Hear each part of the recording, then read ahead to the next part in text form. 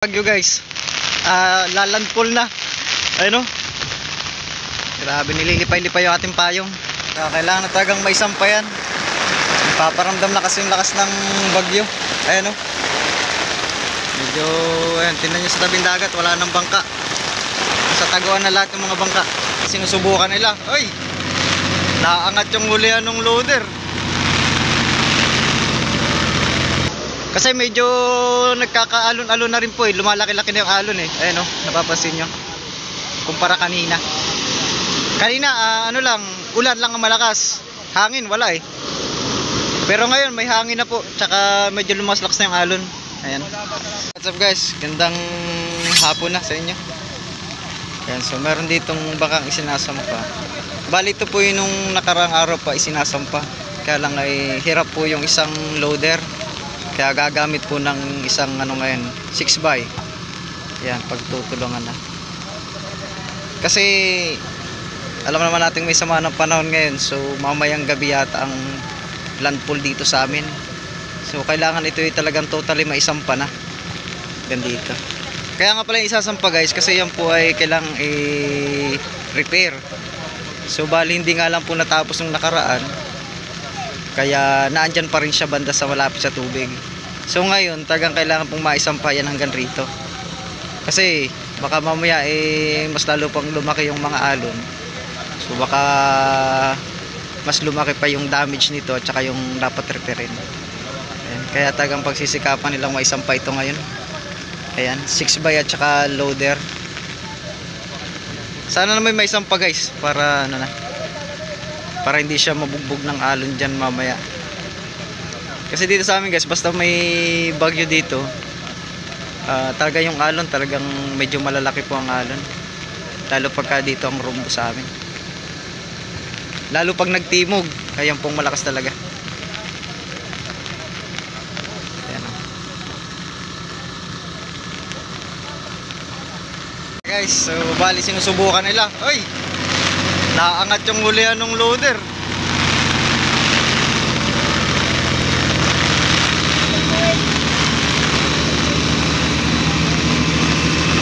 Naabante yung 6x.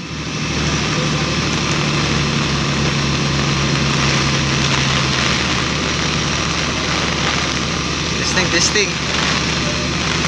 Ayan o.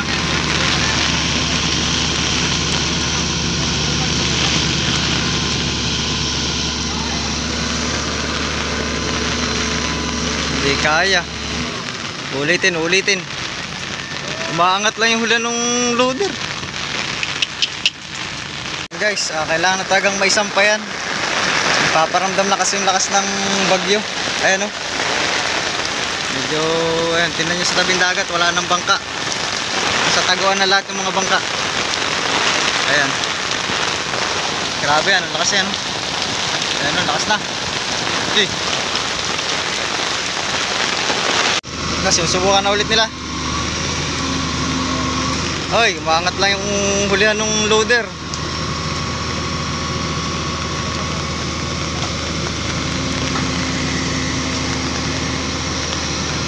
Medyo nandito lang tayo sa Kubli guys, at malakas po talaga ang hangin.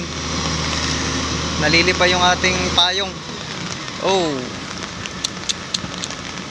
ayaw pa rin ah.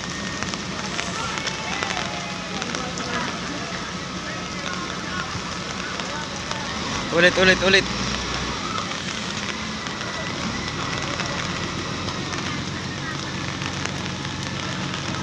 Hirap yung 6x at saka ano, loader ah.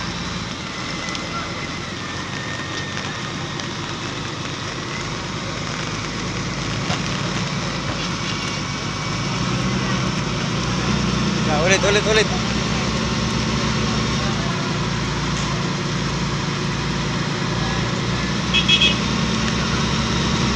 Yan.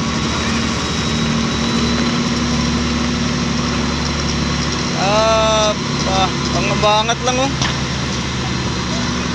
Oh, yangat. Naangat lang yung loader.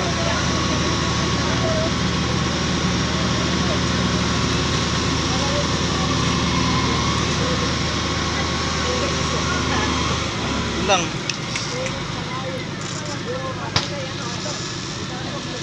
Hindi madali ah.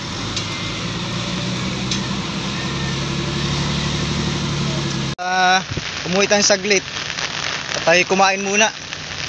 At hindi talaga nila mapagalaw kanina. So ngayon medyo gumalaw na ng konti oh. Umangat na. Ayan. Pero yung bagyo guys, lalandfall na. Ayun oh. Grabe, nililipay-lipay yung ating payong. Hindi naman pwedeng hindi tayo magpapayong, mababasa yung ating cellphone. Ayan. Grabe lakas. Ayun oh.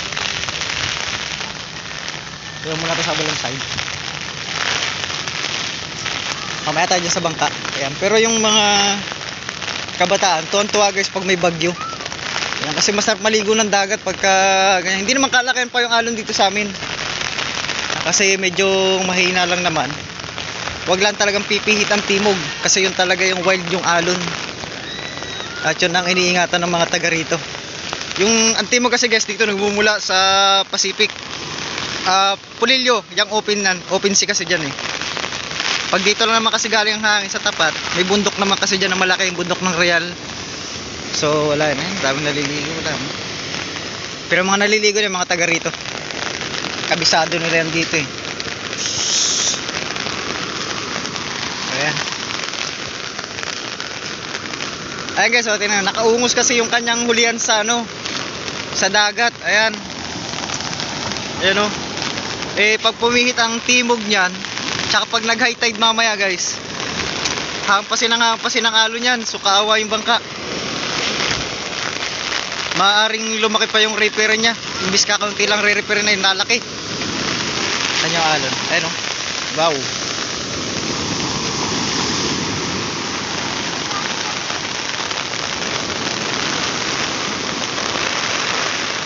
Saka pala may isang bangka doon o.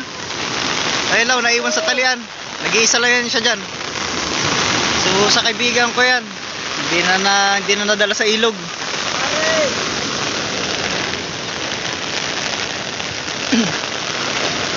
Ayan o. Boy, napagalaw na boy? Napagalaw na? Hala, hindi pa rin pala nagalaw ano. Talagang medyo ano siya guys, medyo nahirapan sila mag-angat nito. Bali totally nung nakarang araw pa ito inangat eh. Talagang nahinto rin hanggang dyan kasi hirap talagang iangat. Kaya lang nga guys, ngayon tagang kailangan piliting maiangat po yan. Ayun o.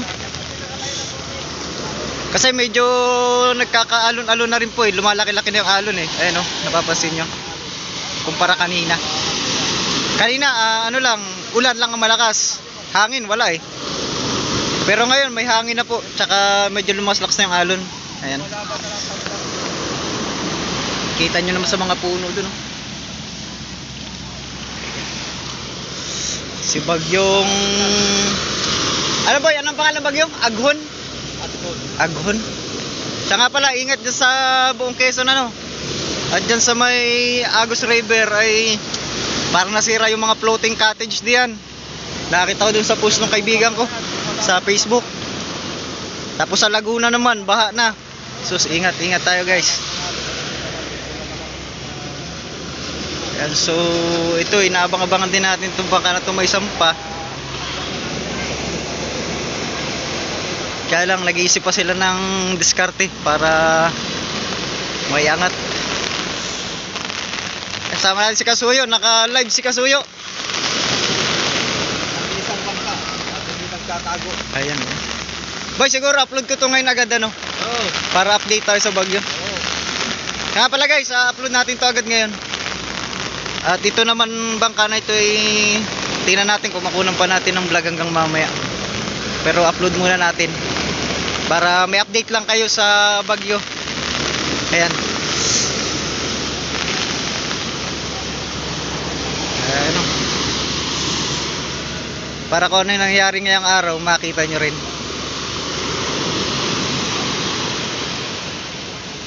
Grabe oh. Kaya medyo ano na siya guys. Lakas ng ulan eh.